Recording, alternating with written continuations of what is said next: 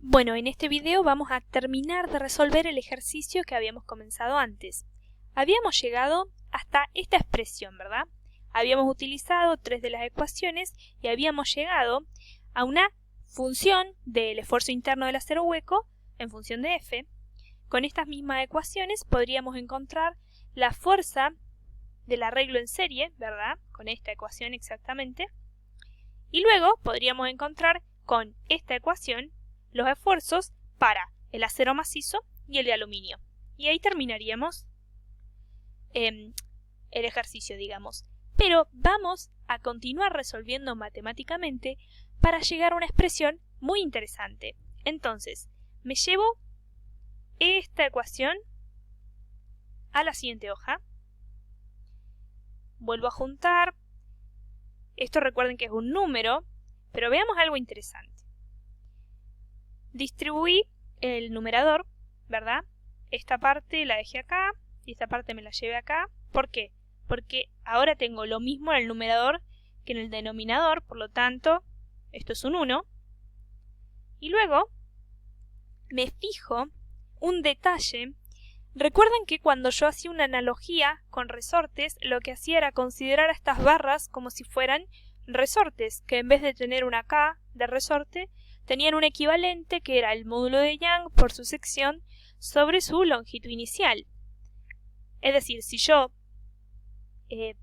invierto la expresión, 1 sobre K sería igual a la longitud inicial sobre el módulo de Young por la sección. Que esto es justamente lo que tengo acá, y acá, y acá. Es decir, lo que tengo es 1 sobre la constante equivalente, digamos, para el acero hueco. Tengo la constante que es para el acero macizo y la constante que sería para el aluminio, ¿no? Haciendo esta analogía con los resortes.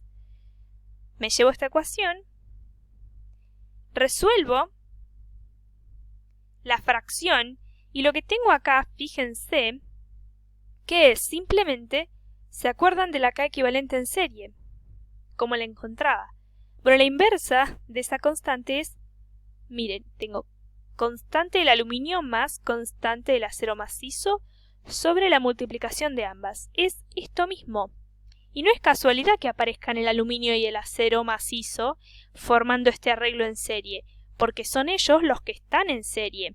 Entonces me aparece su constante equivalente en serie. Puedo simplificar, esto es lo mismo que esto, resuelvo la fracción y miren a lo que he llegado, que es lo importante, lo interesante. Paso dividiendo esto al otro lado y vuelvo a tener la función del acero hueco en función de una constante, esto es un número, lo puedo resolver, por F. Pero ahora a este número lo veo diferente. ¿Por qué lo veo diferente? Porque ahora me doy cuenta, recuerden que K para nosotros es la rigidez. Ahora me doy cuenta de que la parte de la fuerza que se distribuye entre el acero hueco y el acero y el arreglo en serie, ¿verdad? Esta F se distribuye entre el acero hueco y el arreglo en serie. No es cualquiera la parte de la fuerza que se distribuye, no, depende únicamente de la rigidez. Entonces, la parte de la fuerza que se va a ir al acero hueco es la rigidez del acero hueco sobre la rigidez total. Esto es un sistema en paralelo ahora, ¿verdad? Lo que está en paralelo es el acero hueco con este equivalente en serie. Entonces la rigidez total es la suma de estas dos rigideces, digamos. Bien. Bueno, ahí les muestro cómo nuevamente se distribuye la F.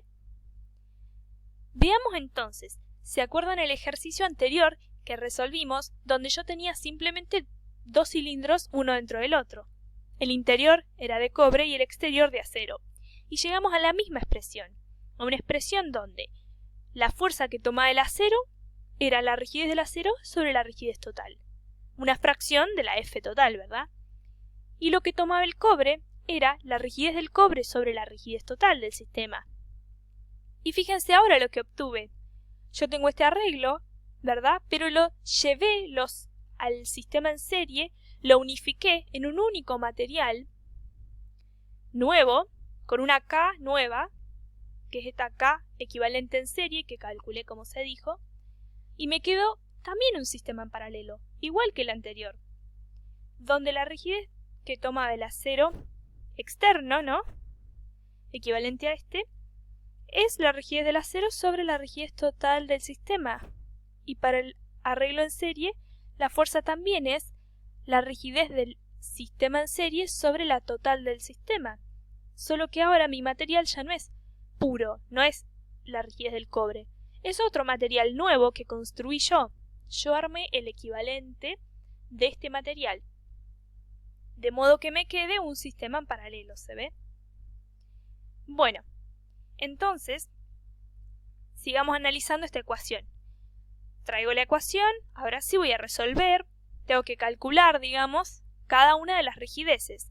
Para el acero hueco, el macizo, el aluminio, y también tengo que calcular la rigidez equivalente en serie. Les puse en rojo esto, tengan cuidado porque para este proceso, el proceso 1,2, la longitud inicial del acero es 1,7, ¿verdad? Ya habíamos recorrido esta distancia anteriormente y ahora me queda que la longitud inicial del acero en este proceso 1,2 es 1,7. Las he calculado y observen cómo la rigidez del acero hueco es la mayor, ¿sí?, a la 10, mientras que el acero macizo y el aluminio es un orden menor, ¿verdad?, a la 9. Y otra cosa interesante es que cuando hago el arreglo en serie, obtengo una rigidez equivalente en serie que es menor a ambas, ¿verdad?, a la del aluminio y a la del acero macizo. Esa es una característica que se obtiene al armar un arreglo en serie, obtengo menor rigidez, ¿se ve? Bien, bueno, calculé el valor, reemplacé y me dio esta fracción, es decir que el acero hueco absorbe un 0,906, casi un 0,9, digamos, el 90% de la fuerza la absorbe el acero hueco, y esto se debe a que su rigidez es mucho mayor, ¿se ve?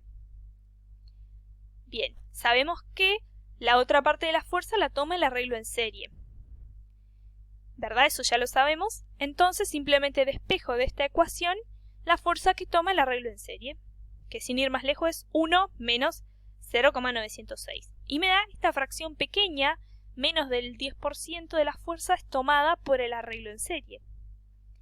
Bien, es la misma para el aluminio y el acero macizo, por, bueno, tercera ley, como ya dijimos.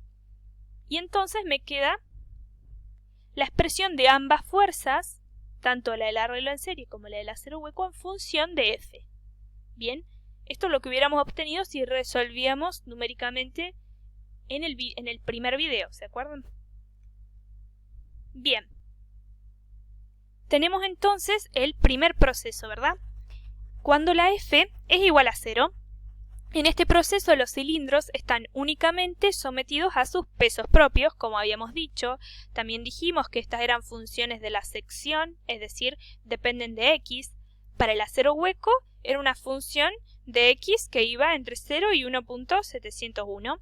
Para el acero macizo teníamos la deformación debida a su peso propio y además un plus debido a que sobre el acero macizo está el aluminio, y el peso del aluminio ejerce un esfuerzo extra, ¿verdad? También nos queda entonces una función de la sección con este plus que es un esfuerzo de compresión. Simplemente el peso del aluminio sobre la sección de este acero macizo. Y el aluminio, lo mismo. La única diferencia es que por conveniencia habíamos cambiado la variable por un X'. Nos quedan entonces tres funciones del esfuerzo en función de la sección. Para el segundo proceso, el proceso 0,1, lo que tenemos es una nueva F que hemos llamado F del proceso 0,1, que comienza donde dejamos el proceso anterior, es decir, comienza en 0, y termina en una F1 que calculamos, que es justo el momento en el que termino de barrer estos 0,001 metros. Entonces, para el proceso 0,1 solamente estoy deformando el acero hueco que está en el exterior, ¿verdad? Sin tocar los cilindros interiores. En este caso vamos a seguir usando esta idea de la superposición de efectos y ven que he dejado En celeste sigue siendo todo lo mismo que antes y simplemente le he agregado solo al acero hueco, que es el único que ha sido deformado en este proceso, le he agregado un término negativo de compresión que corresponde al esfuerzo que genera esta fuerza del proceso 0,1 dividida por la sección, obviamente, para convertirla en un esfuerzo. Bien, entonces pasamos al proceso siguiente, que es el proceso 1,2, que también comienza donde dejamos, comienza en la F1 y termina en una F máxima que la podemos calcular. No la he calculado, pero se puede calcular fácilmente y es la fuerza para la cual alguno de los 3 cilindros se sale de la ley de Hooke. En ese punto ya no puedo seguir utilizando estas ecuaciones porque pierden validez. Nuevamente, estoy utilizando esta idea de la superposición de efectos y he agregado términos en violeta, ¿se ve? Todo lo demás sigue igual. Siempre estoy sumando efectos. Bien, lo que tenemos entonces es que he agregado al acero hueco la parte de la fuerza del proceso 1,2 que toma. Recuerdan que era este 0,906. Un 90% de la fuerza la toma el acero hueco. Lo divido por su sección, por supuesto, para transformarlo en esfuerzo. Lo mismo para el acero macizo, pero la fracción era mucho menor. Y para el aluminio la fracción es la misma, recuerden que están en serie estos dos, así que toman la misma fuerza. Sumado el 0,094 más 0,906 da 1, por supuesto, o sea, me da el valor total de la fuerza 1,2. Entonces vemos que en realidad el esfuerzo es una función tanto de X como de F. ¿Se ve? En este punto yo voy a decidir que me voy a centrar, voy a fijar X y me voy a centrar entonces en el esfuerzo máximo de la sección inferior, que es la más comprometida, y voy a graficar ese valor para que me quede solo variando en función de F. Bien, veamos entonces cómo nos quedaría el gráfico.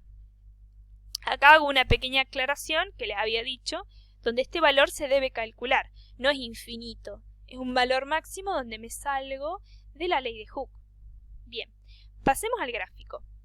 Como vemos en este gráfico, son esfuerzos que, como ven, son negativos porque son de compresión.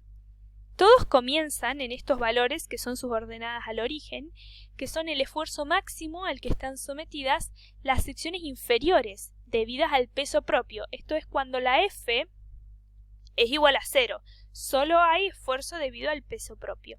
Entonces, tenemos el aluminio en verde, el acero macizo en rojo, estos son los dos que están en serie, y tenemos el acero hueco en azul.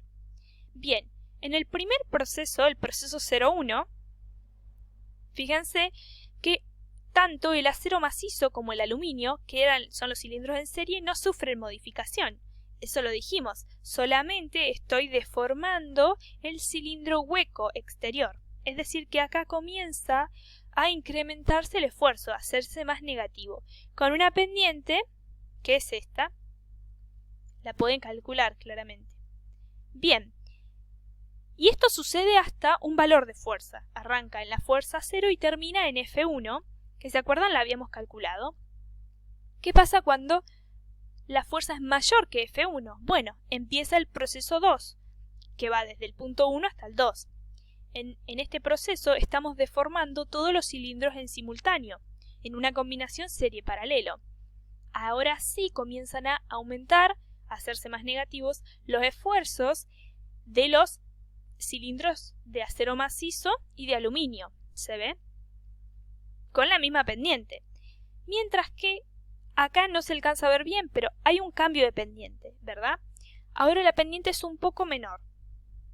¿Por qué? Porque la fuerza se ha distribuido, entonces ahora el acero hueco, aunque está soportando el 90% de la fuerza, es un poco menos que antes, que soportaba toda la fuerza, ¿verdad? Entonces ahora, aunque su esfuerzo sigue aumentando, haciéndose más negativo, lo hace a un ritmo un poco más lento. Bien. Y luego el proceso termina en una fuerza máxima, que no he calculado, y claramente está fuera del gráfico, donde alguno de los cilindros se sale de la ley de Hooke, como hemos mencionado.